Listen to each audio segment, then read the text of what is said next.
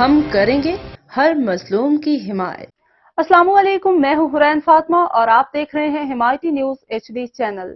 نظر ڈالتے ہیں آج کی اہم خبروں پر۔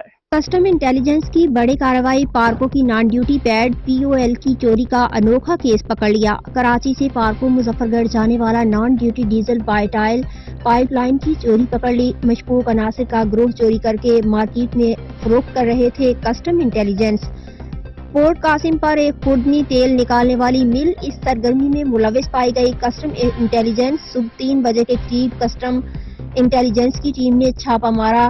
کسٹم انٹیلیجنس 174 فٹ لمبی سرنگ اس احاطے سے ملی جس سے پارکو کی سفید پائپ لائن نکلی۔ کسٹم انٹیلیجنس پائپ لائن سے نان ڈیوٹی ادا شدہ ڈیزل چوری کیا جا رہا تھا۔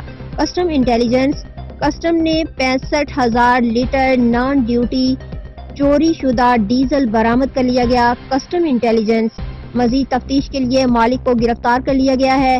برآمد کردہ نان ڈیوٹی آئل کی مالیت 2 کروڑ روپے سے زائد ہے۔ کسٹم انٹیلیجنس چوری شدہ ڈیزل میں ملوث ایک ملزم کو گرفتار کرکے مزید کارروائی تفتیش جاری۔ کسٹم انٹیلیجنس کراچی سے ہمارے نمائندے حاکم علی دل کی رپورٹ۔